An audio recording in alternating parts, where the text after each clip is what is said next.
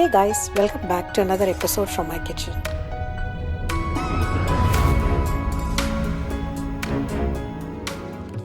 These spiral-shaped treats are sinfully addictive, delicious, and they don't need any introduction. Crispy and juicy jalebi can be made easily at home.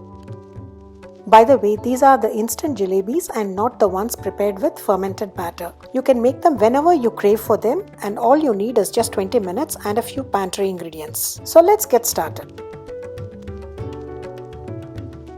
In a mixing bowl, add in all-purpose flour or Maida, rice flour, skip it if you don't want crispy jalebis,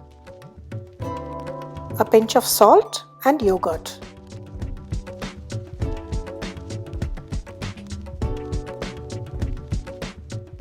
I'm adding a pinch of orange food color, but this is optional. You can also add some turmeric if you don't want to add artificial color. Now add water little by little and mix well with a whisk in circular direction. Beat for about 3 to 4 minutes until there are no lumps. The batter should be of semi-thick consistency. If you want thicker and softer jalebis, keep the batter consistency slightly thicker.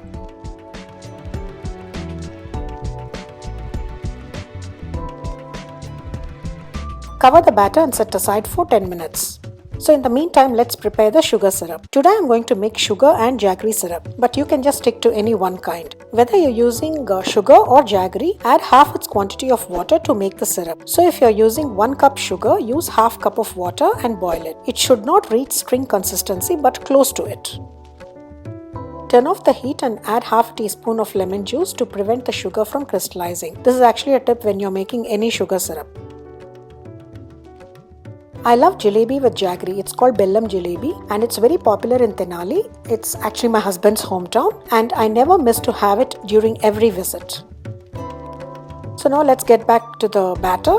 Add in a pinch of baking soda and give it a gentle mix.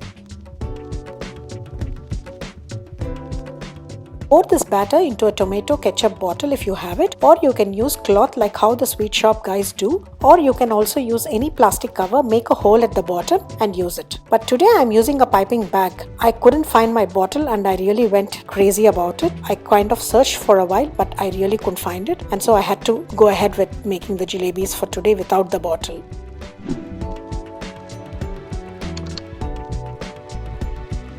Frankly, I like to use the bottle. You kind of have a better grip and control while squeezing. Heat oil in a pan over medium heat. Now the only challenge is to bring in your drawing skills on the jalebi shape. Whether you're an expert or a newcomer doesn't really matter. You always will discover some really new shapes and sizes while making jalebis. So make sure that the oil is not smoking hot while adding the batter into the oil. So keep it on medium-low heat. Squeeze and make round spirals with the batter. How much ever you try, finally the jalebi takes its own shape when dropped into oil. It comes with practice, but how does it matter? It's the taste that matters and does magic. So just enjoy making it.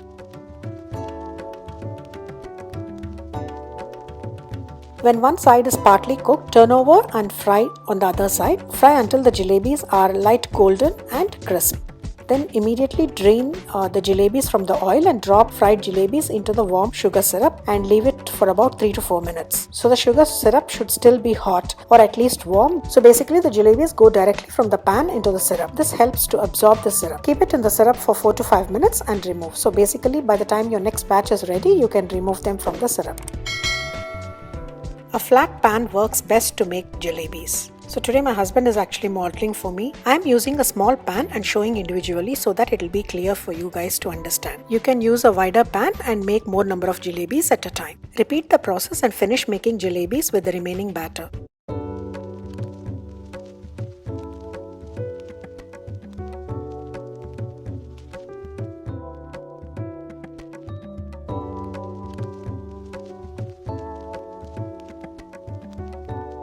I'm adding a few jalebis to the jaggery syrup. Since I'm making with 2 different syrups, the quantity I've taken is less, but the measurement given is for 1 kind of syrup for the quantity of Maida mentioned. I just got tempted and added a pinch of food color to the sugar syrup as well, but it's optional.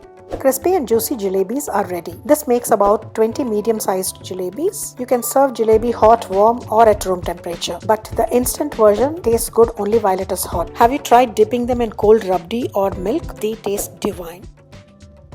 That was it for today, guys. Hope you enjoy making jalebis and let me know how they turned out for you. Do give it a thumbs up and share it with your family and friends. And if you're here for the first time, do consider subscribing and do not forget to turn on the notification bell for new updates. You can also follow me on other social media platforms. I'll see you in the next video. Until then, it's me, Padma, signing off.